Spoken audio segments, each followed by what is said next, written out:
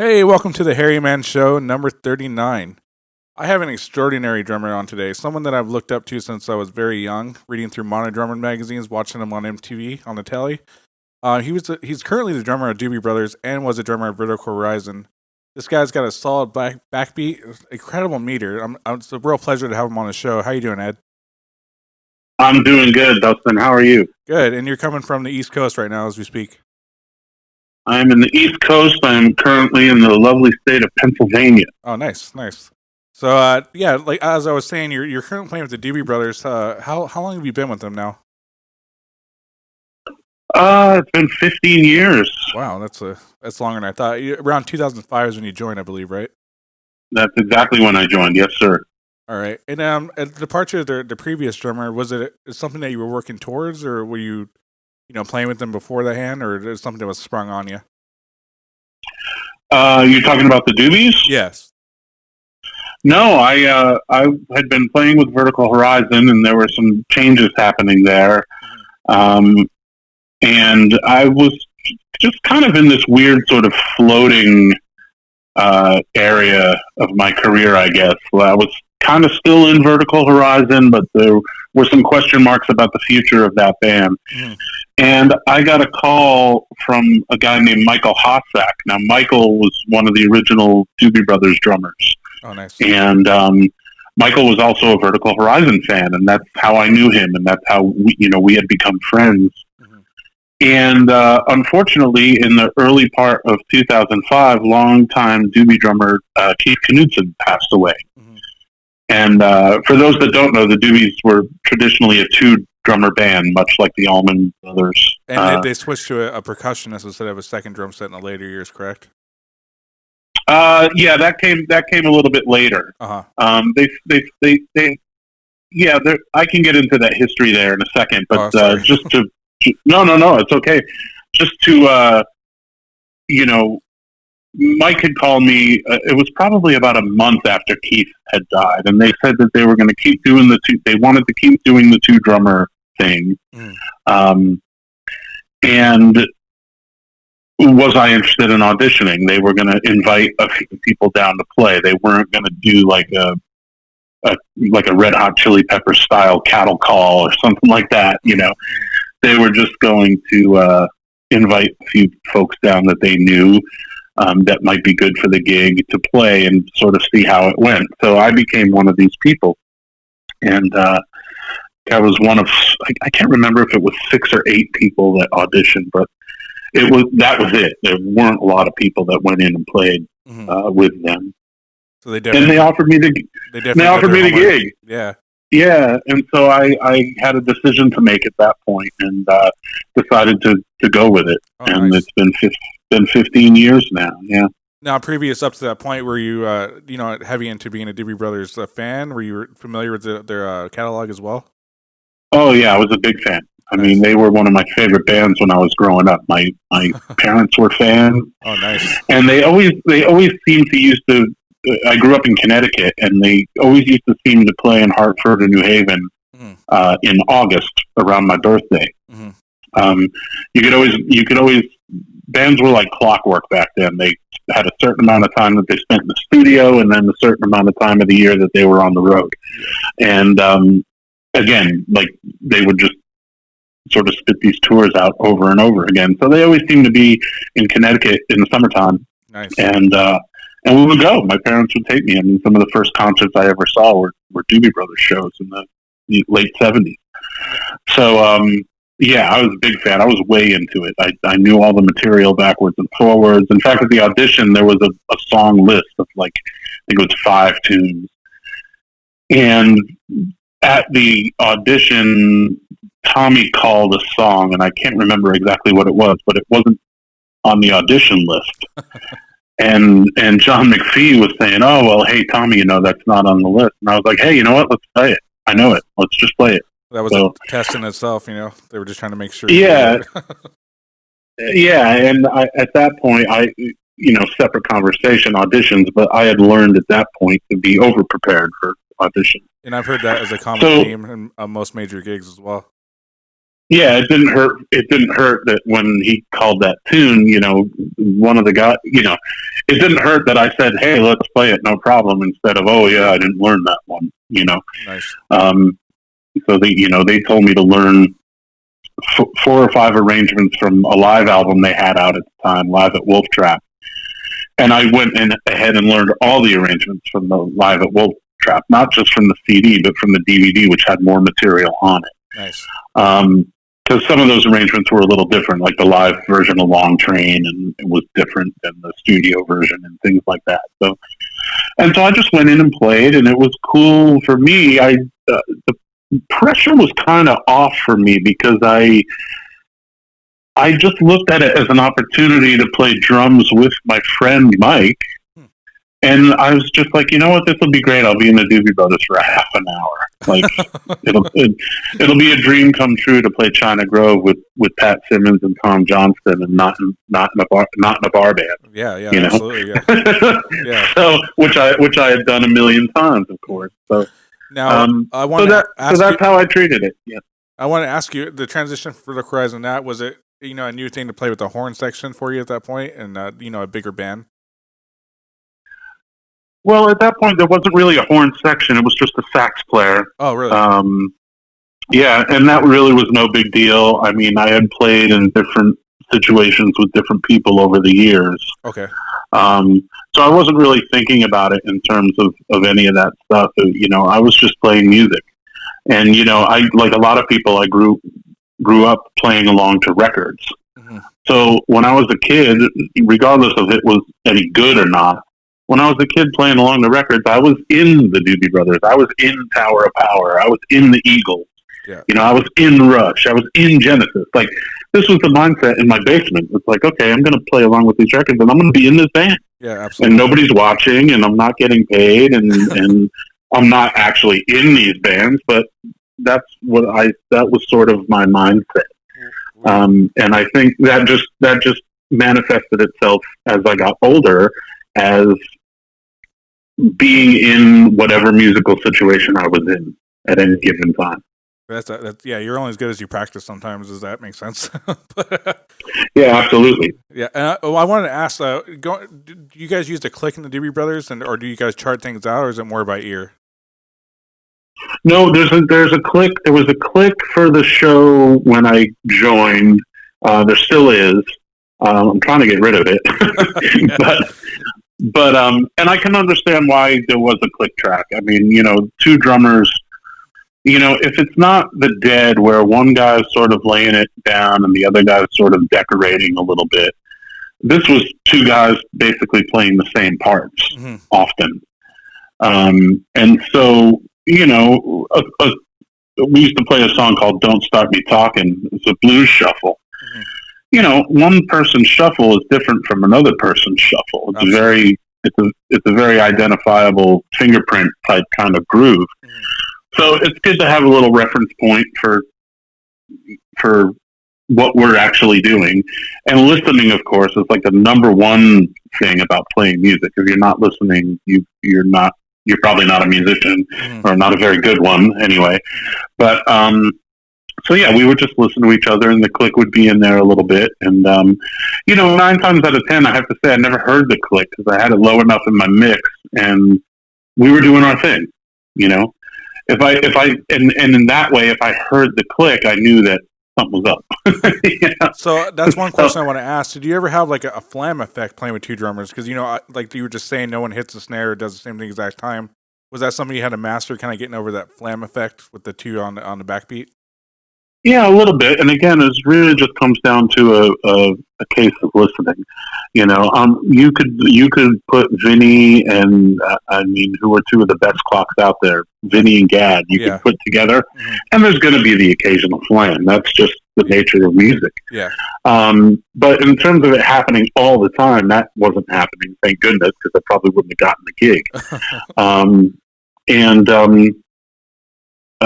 Shoot, I just had a great thought and lost it. Oh, again, the listening aspect. That was the key to making sure that these kind of things weren't happening. And then what we would do is we would discuss, like, hey, why don't you play the fill there? I'll play the fill here. Let's play this one fill together. where we would Mike and I would sort of orchestrate. And then later, when Mike got sick, we had Tony Pia in the band for a little while. Mm-hmm.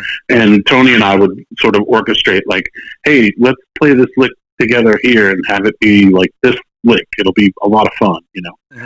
Mm-hmm. So we would do things like that as well.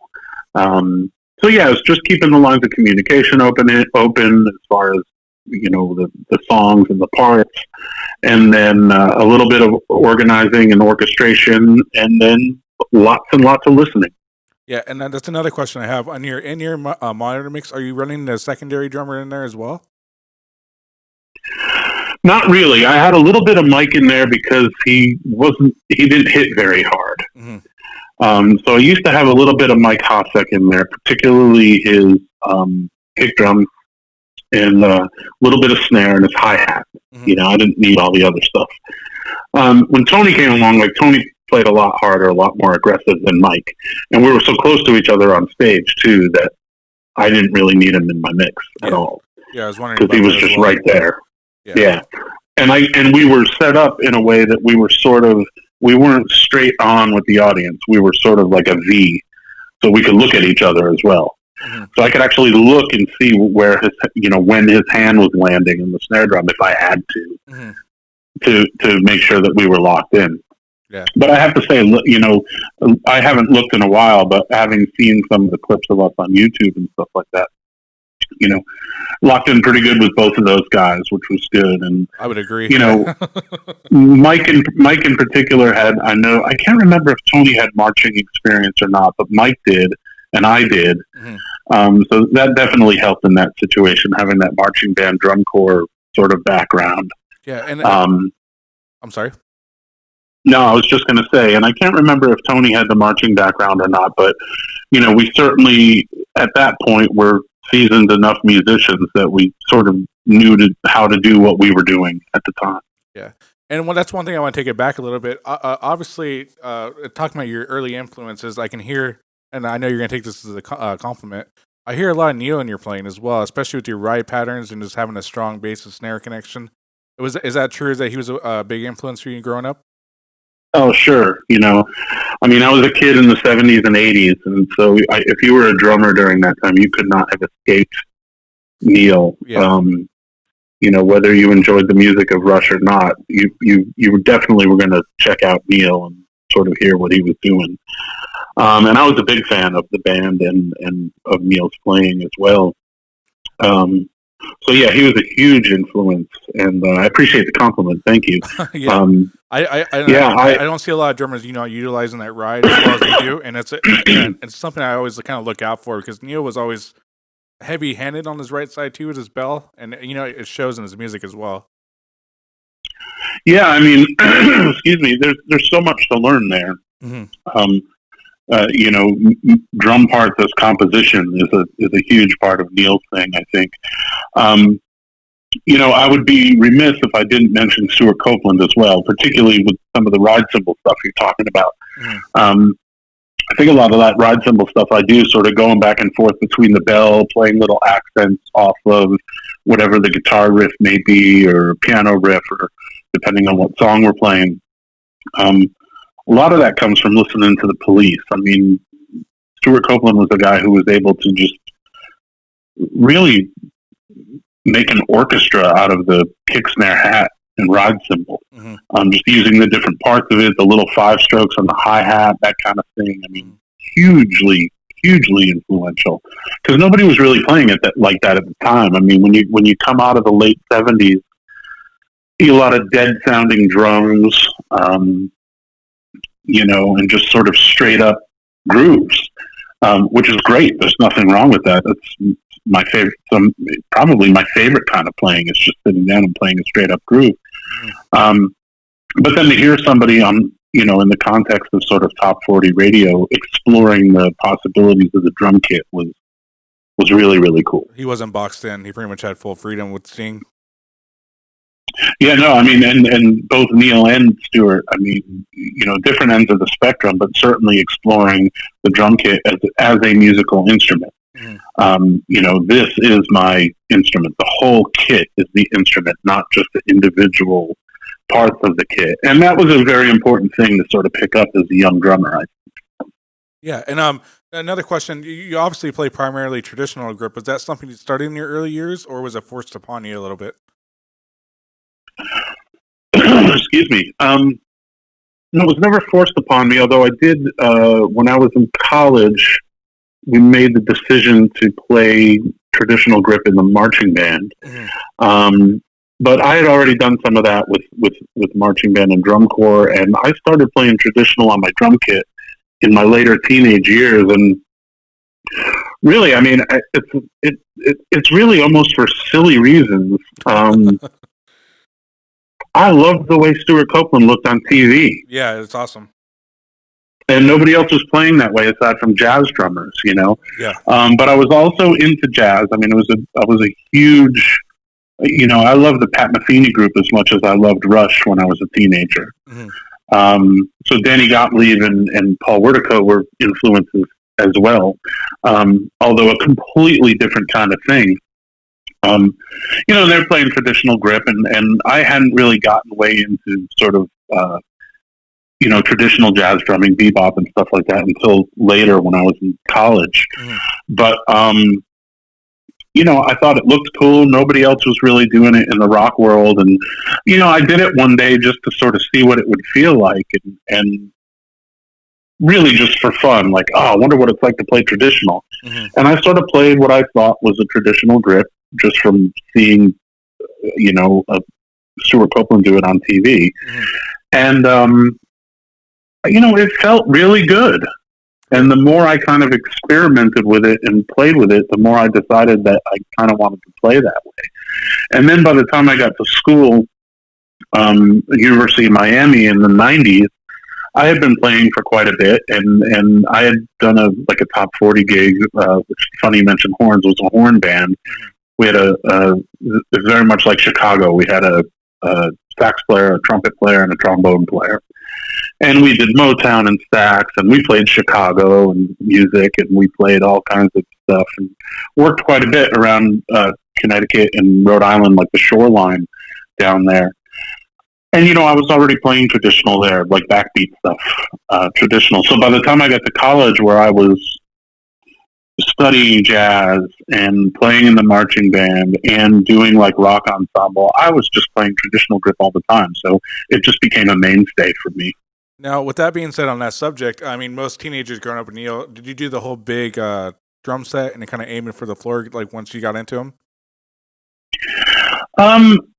I don't know that I ever aimed for the floor, but I definitely had I should have corrected I did growing up doing that. You know, I wanted to have a giant kit, and I know a lot of other people kind of went through that as well.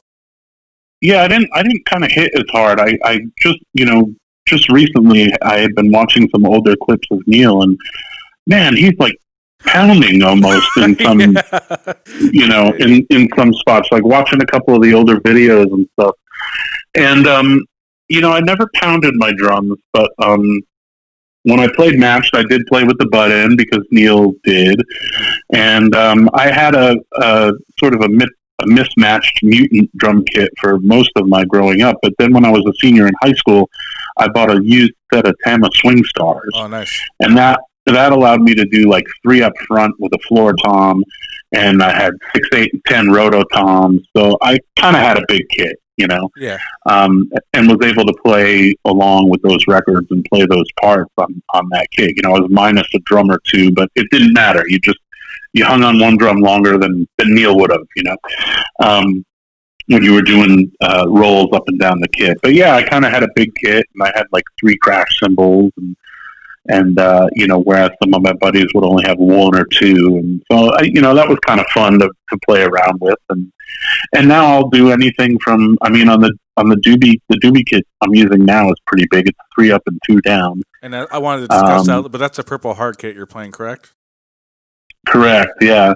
But I'm looking right now at a kit here in my living room that's an older, just 4-piece Ludwig kit that I have set up for practice, and it's all rigged with, like, you know, mesh heads, and I've got a set of the quiet Zildjian cymbals so I don't bug the neighbors. You know? Oh, yeah, I understand that. I'll ask more questions about it a little later on, but I kind of want Sure. to talk about you. You said you were doing jazz ensembles in college. Where did you study, and how long did you go? Well, I was at the University of Miami. I believe they call it the Frost School of Music now, although at the time it was just the School of Music. Mm-hmm. Didn't have a name attached to it. I was there from 90 through 94. I did the 4 years. I graduated with a Bachelor of Music degree. Oh, nice. Yeah, much of, unfortunately, I have to say, is fairly rusty these days. No, I think you did good. Yeah, I have a keyboard. I have a keyboard here as well, and I sat down to play a little piano recently, and was just, my brain was just sort of like, what are these keys? Where are my hands supposed to go? Whereas in school I was playing every day. Nice.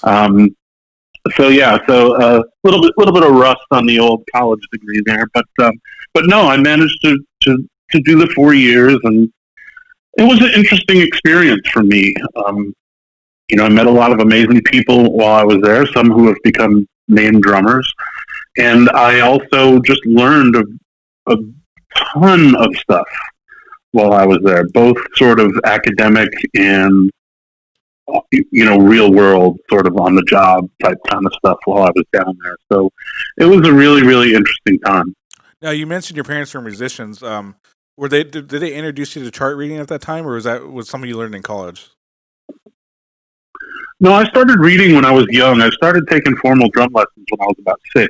Oh, nice. And I started with the good old Haskell Hart book, man, Drum Method, Volume 1. Nice, nice. There it is. And it was within that context that I began to learn how to read music. So really, just at first, I was just reading rhythms. I didn't really get into reading notated stuff and learning about key signatures and stuff like that until I was in high school. And I was able to take a music theory class in my high school. But, it was also, again, it was the 70s. So, I grew up in an era where the arts and schools was funded and supported. And, from the time I was in, I think, 4th grade, I would have been about 9 years old, I was in band. And, we were playing fairly basic stuff, just, the occasional march and, dumbed down sort of elementary school versions of like the Happy Days theme and things that were popular at the time. Mm-hmm. But wow, to be able to start doing that as a 9-year-old was a great thing. And I mean, I had music programs in public schools throughout the rest of my schooling in Connecticut. Nice. I was in band in middle school. It was called junior high back then. And I was in a band in high school. We had one of the most popular marching bands really in the country. Oh, nice. When I was in high school in the 80s in East Lyme, Connecticut. And we had a jazz band. When it wasn't marching band season, we had a concert band, and I was in chorus. I sang. And I was able to take music theory for 3 years. And there was a musicology class. I learned a bit about music history. I mean, really great things to have available at that age. Yeah, absolutely. And then, I didn't go to college until I was 21. My gap year lasted 3 years. Oh, wow. But I did eventually go to university and study some more. I would like to do some more of it, actually, to be honest with you. Never stop. But coming out of college, is that where you started networking and kind of got linked up with the Vertical Horizon gig? The Vertical Horizon gig happened after college. I had moved to Boston when I was done at Miami. And the Vertical Horizon thing was this is very important for any drummers or musicians that are listening to this and want to be working musicians. Mm-hmm. I'm a little wary of the word networking. It is important, for sure. Yeah. Most of these things happen by right place, right time. Absolutely. A lot of these things happen by chance and or through other musicians that you've played with. Mm-hmm. So it's very important to play with as many people as you can, especially if you're sort of looking for a regular thing. In this case, I happened to be at a Vertical Horizon show with my boss. I was working at Borders Books and Music at the time. And my boss had gotten a couple of tickets. Long story, available on the internet, but basically Matt Scannell's mom was in our store because they were local. And my boss was very nice to her, and they were playing in town that night. So he ended up on the list, and he took me with him. So I went to the show, and while I was there, I didn't know anything about them. And while I was there, it turns out that I really enjoyed the music, and I ran into a drummer friend of mine who knew the guy that was playing with them at the time, and said that he wasn't happy being on the road. He didn't like the road life at all. Mm-hmm. And so Vertical Horizon was essentially looking for a drummer. Wow. And this guy knew that I was looking for a gig.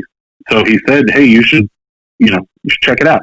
So after the gig, I just went and talked to the drummer, who was a guy named Darren. I don't remember his last name. And I ended up talking to Matt Scannell for a little bit. And I said, hey, I heard you're looking for a guy. Like, I'm looking for a gig. Maybe we should talk. So, I gave him my phone number, and we, a couple of days later, I think, we talked on the phone for what seemed like an hour or two, and just kind of hit it off as people, and, had a similar record collection. And so I sent them a tape of some stuff that I had done with a band I was in Miami, and an original song I had recorded. And that led to an in-person audition, which led to me getting the gig. Now, obviously, so it was I'm sorry. It was a whole chain of events that had to happen in order for it to work. So obviously, you joined before the mainstream success kind of jumped in. Were you on the road with them for a little bit before it started to kind of blow up? Oh, for sure. I joined them in '96. They had made 2 records, like 2 homemade records, and in late '96, we made a live record and put that out. They were on this independent label, which was basically just their management out of Dallas at the time, even though they weren't from Dallas, but they signed on with this management company that was in Dallas. And I think it was in '98 that we started, the major labels came sniffing around because they were wondering who this independent band was that was doing pretty decent concert business and had sold, I think we had sold somewhere in the neighborhood of 50 to 70,000 copies of our independent records. Oh, wow. And, and at the time, there was a big sort of roots rock scene with the colleges and stuff like that. Mm-hmm. I mean, this is a scene that Dave Matthews Band came out of, Hootie and the Blowfish, Matchbox 20. I mean, I could go on and on and on. Yeah. And these are bands that just sort of put out records by themselves and toured around in RVs and, cars and stuff like that. Really kind of old school. Yeah. I'm really glad I got an opportunity to experience that as well. Yeah, it sounds like a blast, to be honest with you.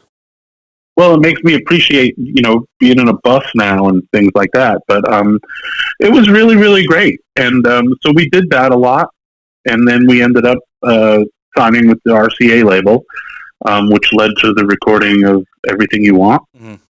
And then after that, we did a record called Go, which not a lot of people know about, unfortunately. And I wish more people did, because I think it's a much better record than Everything You Want.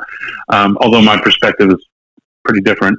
But yeah, I mean, and so all of a sudden we were a thing for a little while. And, I still hear Vertical Horizon music in the grocery store, and, Everything You Want is still a big song that people like. And, I've gotten endless messages from people about how big that record was for them and how it spoke to them. And that's an amazing thing. Yeah, it truly is. And yeah, prior to this interview, I've always listened to you guys' stuff, and yeah, it's always been in my rotation, but I have a very lucid memory of watching you guys play on Woodstock 99. I think it was a 2-day event. Do you remember anything about that? I remember a little bit about it, and most of what I remember about is because you can watch this whole set on YouTube. Oh, really? I remember being glued to the TV for 2 days on that. Well, I had recently, had a conversation with Matt Scannell, just kind of catching up and whatnot. And we were talking a little bit about the old days, which we hadn't really done. And he was commiserating about some of his fashion choices back in the day. And And I just kind of chuckled, and I said, "Oh, come on, it was the times. It's what we were doing. It's really no big deal." He's like, "Oh yeah, but I look at that outfit I was wearing at Woodstock '99, and I wasn't sure what he was talking about." So later on, when we were done chatting, and I was just kind of sitting around, I put it up on YouTube, and I was like, "Oh my god, he's right." But but it was really it was really fun to watch myself from 20 years ago. My setup was a little different. I was significantly thinner than I am now, and just the little differences and the little subtleties in how I was set up and how I was playing as compared to now, and it was just kind of a neat thing to watch. Yeah. And that kind of brings to the next. We touched a little base about you've been touched a little base about it earlier, but you've been playing DWs pretty much since the beginning, correct? Yeah, when I joined Vertical Horizon, I was still playing the aforementioned Tama Swing Star kit, although I was doing it without the Rototoms. Oh wow! I had sold the Rototoms when I was in college in a act of desperation, which was quite simply I needed the money. I was putting myself through school, which I don't really recommend for anybody unless you can do it. Yeah. I hear that many times. Yeah, I borrowed a lot of money to go to a really expensive school when maybe I should have just went to like UConn or something, But I don't regret a minute of it. So there's that. But I was playing this 3-up, 1 down set, and for those of you that don't know what I'm talking about, 3 tom-toms up top and 1 floor tom. Yeah, and down low. And that was kind of like the when DW first started taking off with the the bigger like Camco style lugs, and I remember they weren't really name recognizable at that point, but you had big guys like Tommy Lee, yourself. They were starting to pop up in like the mid to late '90s, and I remember seeing you as being one of the first guys endorsing them. Well, it's funny. I originally when I decided that I wanted to get a kit, I reached out to Tama, and I wasn't necessarily looking for an endorsement because I had learned early on sort of how to play the endorsement game. So I was reaching out to basically just say, "Hey, this is who I am. This is what I'm doing." I had a busy road schedule, and I don't need anything from you guys. I'm just curious if maybe we can start a little back and forth. And I am going to be buying a new kit soon, and I'm interested in your Star Classic drums, which was one of their high end kit at the time. It still is. Just nothing, just crickets, Yeah. And I was like, okay. And I think I'm remembering this correctly. I think I had reached out to them and hadn't really heard anything. And so I said, all right, well, you know what? I'm not going to bother. I'm just going to go and I'm going to play some drum kit and buy a kit. So a little bit of context there. So we had gotten a little bit of a record advance from the RCA label. And by a little bit, I mean, like I was able to use what I had gotten as the advance and then use some of my own money as well to buy a drum kit. So I knew somebody very well at my local guitar center in Boston at the time. And she kind of let me set up a couple of kits that they had there to kind of A and B them a little bit. Which I can't imagine anybody, especially at a guitar center, like letting you do that. Now, well, I worked there. I worked there for about 13 years. So I feel like I understand. Yeah. So, but yeah, she, I would come in early when no one was around, and it was quiet during the week and whatnot. Tuesday afternoon. Yeah, and I played a Star Classic kit, and there was this DW kit there as well, and it was a satin oil kit. It was an ebony satin oil kit. And I just absolutely loved it. It was the first time I'd ever played it, and I just liked, she let me mess with the tuning a little bit. And I had to use the heads that were on it, obviously. I mean, I was nobody, I wasn't I was just some dude, who played in a band. Like, there was we hadn't had any hits or anything like that. We were still, we had just signed the record deal. So I ended up just loving the DW kit, and then at one point, we were just about. I was just about putting in the order for the ebony satin oil kit when I decided that they had this hunter green satin oil kit that I thought that I had seen in a different Guitar Center. That I thought looked way better, and I was like, "Oh, can I get that one instead?" And she was like, "Oh, you're such a pain in the butt. I'm going to have to do a transfer from this other store, and blah blah blah." And that's I'm like, "Hey, look," and that's a little back issue. That's when they used to sell the drums individually too, so it was hard to hunt down. I remember that. So I said, "Hey, I'm in no rush. It's no big deal." So I got this kit, and so finally I had this really nice professional kit. I mean, nothing against Tama Swing Stars, but this was an 80s Tama Swing Star kit, which was one of their sort of lower line drum kits, The shell was made out of like a composite or something. Yeah. And here now I had this really gorgeous maple kit with satin oil finish and all chromed out, and I was just like a kid on Christmas. It was the first time I'd ever owned a brand new drum kit, and it was like a top of the line kit. Yeah, absolutely. So shortly before a tour that we did, I got in touch with DW and did the same thing that I had done with Tama and said, "Hey, look, I'm playing your drums. This is my band. We signed a major label deal."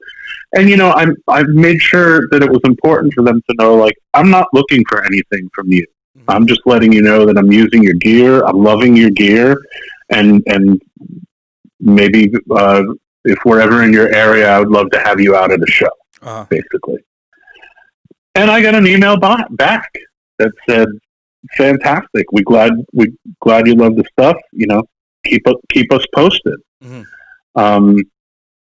And then it started with, in fact, I think in the initial email it said, "If you need any parts, hoops, lugs, lug casings, let us know." Yeah, nice.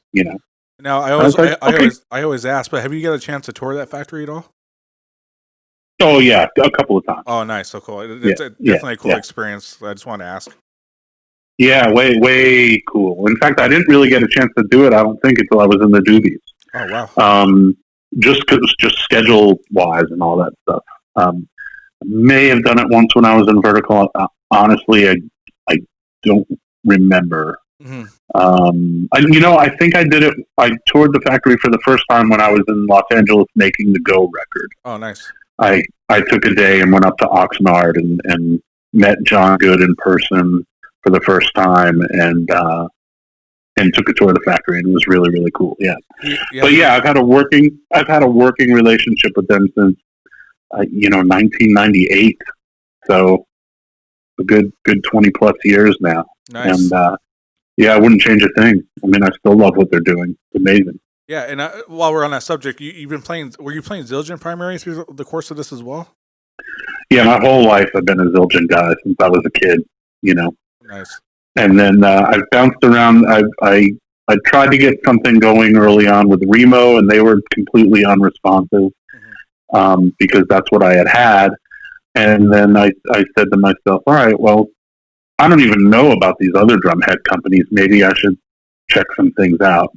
So I bought a set of Evans heads for my drums, and I bought a set of, I want to say Attack, but I don't think they were Attack. I think it was Aquarian. Mm-hmm. Again, this back in the late 90s. Mm-hmm. And I had a revelation with the Evans and was like, oh, wow, okay, cool. Mm-hmm. I like this. So after some shows and a couple of go-rounds with Evans to make sure that I liked what I was hearing and it wasn't just a fluke or anything, I reached out to them and I ended up starting a working relationship with them. And one question, correct me if I'm wrong, I've noticed on some of your setups you do a clear head on your 10 or 12 and a coated head on your obviously 12 or 13. Is that something you normally do? No, I think that would have been. Is that the button video you're talking about? Possibly. I just didn't know if I saw it wrong or not there, but it was kind of a cool concept. Yeah, no, I had a. It's still kind of sort of have a a group called Button with Keith Howland, who's the guitar player for the band Chicago, and John Cowan, who's the bass player in the Doobies. We made a record a couple of years ago.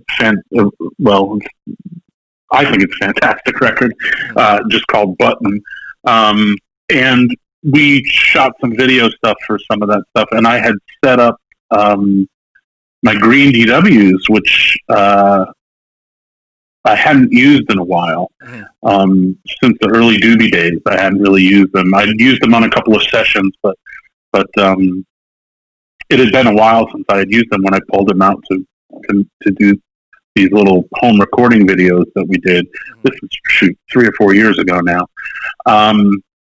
And one of the drums just had a head, I think it was the 10-inch drum, which I didn't really use much on sessions, had a clear head on it still from live performing. I'm sorry. I probably just read into it too much. I'm sorry. No, yeah. You definitely, I mean, and that's okay. I mean, most of the time when these things come up, people read into stuff way too much. Yeah. And it really was just a case of like me setting up the kit, and the 12, 14, and 16 drums had coated heads on them because I prefer that when I'm recording. And the 10-inch head still had a clear head on it from live playing. And it was just like, who cares? Like, or I didn't have a head on me because I didn't realize until I took it out of the case that it had a clear head on it. And it was just like, all right, no big deal. It just, I tuned them up, which didn't take much. I mean, that was another thing too. These drums had been in a road case, like a box road case, for a couple of years at that point. And I pulled them out to record. That video has actual tracks on it that we used. I had to tweak like one lug. The rest, everything else was fine. Yeah. Which again is just a testament to those drums. Yeah. And the heads too, the consistency of things. So you read too much into that one. Yeah. I apologize. This is my gear dork kind of coming out and talking. I apologize for that because I kind of always try to catch the little things. Good. But as we were mentioning before, I wanted to talk about some of the books you use or you would recommend. You mentioned you were studying on the Method 1 book. Is there any good books or YouTube channels that you check out here and there? Well, I've recently discovered the brilliance of the first 4 pages of Stick Control. For real. I'm not kidding. Yeah, I understand. I'm not laughing at you. I'm laughing with you on that. Yeah. It's important to go back, and I've been teaching a bit online, and one of the things that I found helpful for me is going through those first 4 pages, not only with my hands but with my feet. Absolutely. And then also just kind of mixing it up, putting a hand on the ride cymbal and doing all those hand exercises. One hand on the ride, one hand on the snare, and just training your ears to not separate sound as much. I think a lot of drummers get hung up trying to play certain patterns because they get hung up on the way things sound as opposed to just the way things feel. So, moving that stuff around, putting your right hand on the floor tom and your left hand on the hi-hat and doing those stick control exercises. Yeah, absolutely. And training yourself to think beyond the actual noises that are being made and to just feel the pattern that you're playing. Really important stuff. So, I think the big 3, stick control, syncopation, advanced techniques for the modern drummer, those are really important things to study from still. Yeah. There's a jazz bent with some of it, particularly with the Chapin book and all that, but, it doesn't have to be that way. You can sort of make it your own thing. The YouTube stuff, I'm glad you brought that up.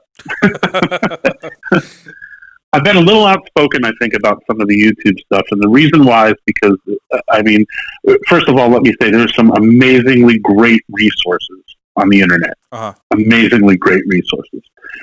There's also a lot of crap. Yeah. A lot of crap. I don't mean to interrupt you, but you made a post and it stood out to me. I don't know when you made it exactly prior to this interview, but you said, just because you say you're good at social media doesn't mean you're a drummer. You said something like that, and I was like, perfect. Like the way you said it. And I was I told young drummers not to confuse being good at social media with being a good drummer. Yeah, that's it. And I was like, yes. Yeah. I mean, let's face it, there's a lot of people out there, some who have been in the forefront of things, in ads, doing interviews, all that other stuff, that I would sort of say, all right, well, I'm not so sure about that, Yeah. And it's a fine line to walk when you're talking about this stuff, because I don't want to come across as some kind of grumpy old man. No, I understand. But the simple fact of the matter is that if you're a kid who's grown up in the internet era, and you go look at a video of somebody who's got a YouTube channel with 100,000 followers and 1 million hits and all that stuff, and he's laying down something that he's calling a groove, and 1 million people are like, "Oh yeah, man, that's great, you're killing it." Meanwhile, people that have made records and people that have been doing this for a long time are looking at this and going, yeah, I hate to break this to you and I hate to be that guy, but he's not killing it. Yeah. And the faster that you can find another person to follow and learn from, the better.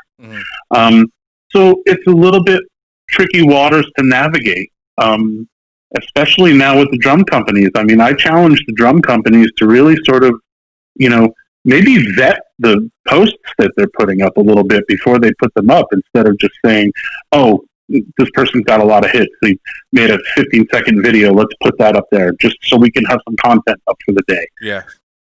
I'm not so sure that's a useful thing. But again, that's not my call. So yeah. My advice would be to just sort of, and you know what? At the end of the day, it's all fun. I mean, music's supposed to be fun, right? Yeah. But if you're trying to learn something and you really want to better yourself as a player, if you start following people on social media or wanting to learn or study from people on social media, the first thing to ask yourself, is what is this person played on? Can I check out this person's playing? I mean, if someone has a YouTube channel and all they have on it is them in their living room, and there's like 0 gig footage or 0 links to the albums or anything like that, I mean, that's a red flag for me. Yeah. That's a red flag for me. That's not to say that they can't maybe still learn something from that person. I know there are a lot of YouTube instructors that's their thing. They're a YouTube instructor. And some of them are really good, and you'll be able to get some academic stuff out of it. But, I want to learn from the guys who are in the trenches. I want to learn from the guys who make records and play shows and play with other musicians. I mean, if a drummer has a YouTube channel and there's no video of them playing with other musicians whatsoever, I mean, again, I question, like, okay, well, whatever you're going to learn from them is going to be limited. There's going to be a ceiling there. And I'm with you. And we also have a generation growing up, and I had a little experience with this. We have a generation growing up with like software and recording where you could just pretty much fix anything and perfect it. Prior to like guys like you growing up, where you had to go on there and like one take it. You had to study for weeks and practice, So it kind of limited. Well, that's why. Go ahead. Yeah, I was just going to say that's why I talk about, like, see if you can find some live footage with this person. Are they doing anything other than playing covers at shooters every night? Yeah. There's got to be more to it than that. Realistic, pretty much. Yeah, because we can all do that, and like you said, you can fix anything. So it's important to be careful and to sort of try to learn how to recognize, and that's why I also, when the live music scene comes back again, for younger students to go out and check people out. Yeah, absolutely. And go play with other musicians. There's only so much you can only go so far sitting in front of your drum kit in front of a computer screen by yourself. Like you can there is an absolute ceiling to that. And you need to go out and play with other people. You need to observe other people playing, and study with as many people as you can as well. And there's so much media to be pumped out every second. It's hard for anything to really stick. If that makes sense. I mean, like we're all kind of getting ADD, in a way. Well, everybody's attention span is shot. Yeah, that's what I mean. Yeah, so what somebody thinks is great for 2 seconds, first of all, might not have even been great, and second of all, they're already on to the next thing. Yeah. Which is a shame. And there's the whole thing of putting in the 10,000 hours of practice and honing your craft and all that. I mean, do people have patience nowadays to put in 10,000 hours? No. I hope that they do, because really that's what it takes. Yeah. A lot of letdowns and struggles, and but that's part of it, though. But the people know that, and the cream rises to the top, right? Yeah. So the industry itself, and there being players who are worth checking out and listening to, they will always be there. Yeah. How they get there is just a little different these days, I think. And you got to be a little wary of the stuff that you see on social media. Like, have it be a part of your thing, not completely the way you're learning. Yeah, a lot of gray area for sure. And that's one thing you touched base on. To change subject here, in a positive light, you also give lessons online. What would be the best place to reach out to you and schedule this? Yeah, I started teaching. Finally, people had been asking me about it for a long time, and it was something I was semi-interested in. And I thought to myself, okay, well, what can I teach somebody that's not already out there, that maybe somebody is teaching better? And now I kind of feel like, okay, I've dialed in some things that not a lot of people are talking about, that maybe some different kind of approaches to some different things. Because everybody's experience behind the kit and career experience is a little different. So now I kind of think, okay, yeah, I got something to say. So if anybody's interested, they can reach out to me on Facebook or on Instagram. Just send me a message. Nice. And I can give you details, sort of talk about what it is you're interested in focusing on. I've already done a couple of lessons with a gentleman from England who, wanted to talk about some groove stuff, and then he didn't really do the marching thing, so he was curious about that, and taught him a couple of marching exercises, and not only in terms of helping keep your hands together, but a couple of marching things that you could also apply to the kit. Things like that. So different ways of thinking. So yeah, I'm enjoying it quite a bit and hope to do a bit more of it. So if anybody's interested, facebook.com/edtoth. Just send me a message. You can friend me there. I think I still have the capability of accepting friends. Oh yeah. And Instagram too. EdToth at Instagram. Follow me. There's not too much going on right now with no touring and stuff like that, but teaching some stuff. All right, what I'm gonna do is I'll share the links on there so everyone can see it as well. As you were talking about due to the obvious, I know you guys have some stuff scheduled later in 2021 with the Doobie Brothers. When does that start? I think you guys are in Phoenix in November, October, I believe. Well, yeah, I've got a tour schedule that's supposed to start in July. Okay. So it stands to reason we'd probably start rehearsing in June, but all of that stuff is still up in the air. Yeah, and it's hard to regardless of what the calendars say, regardless of what Ticketmaster says, all that stuff is still up in the air. So if it's happening, people will know it's happening. If it's not happening, unfortunately, people will know it's not happening, and stuff will get rescheduled. I know the guys they really want to do this tour, this 50th anniversary tour with Michael McDonald, and which I really want to do as well. The fan in me wants to do it. The musician in me wants to do it. Because with Michael on board, there's a whole other, set of songs that we don't play that often, Doobie Brothers songs that we can play, with Mike on board. We could play them now, but Michael McDonald is so unique that we don't really do any of that stuff. We do Taking It to the Streets, and that's about it. But then when Mike's around, we're doing What a Fool Believes. We're doing Minute by Minute. We're doing It Keeps You Running. All these classic songs that Mike was involved in. So I'm looking forward to that happening whenever it happens. Yeah. And one last question, I'll let you go there. Are you guys? Are you still going to use Mark as percussionist on this tour? I mean, Mark Quinones. Yes. As far as I know, everything will be as it has been, which is with me playing drums and Mark Quinones playing percussion. Yeah, he's for really those good as well. Yeah, he is. For those that don't know, Mark was in the Allman Brothers for a very long time. Oh, really? Yeah, and he spent some time. 30 years in the Allman Brothers. Wow. And he spent some time in the band Spyro Gyra before that. Nice. Really, really amazing salsa musician, percussionist, Mark, and a good guy. I mean, having him involved has been really, really cool. There's percussion on just about every Doobie Brothers song. So having him on board is a thrill, and it's teaching me a whole new area as well, because I've never really played regularly with a percussionist the way I am now with Mark. So. Nice. I lied. I have one more question for you. So one of the recent tours you guys were on Santana. Did you get a chance to kind of do some chops with Dennis Chamber while he was on that tour as well? Well, Dennis wasn't on it. It was Cindy Blackman Santana. Oh, okay. Yeah, she's married to Santana, correct? Correct. So yeah, I didn't get to nerd out with Dennis, but I did get to nerd out a bit with Cindy. Oh, nice. Which was really cool, and also the percussionist Ollie and Carl, and it was a really fun tour.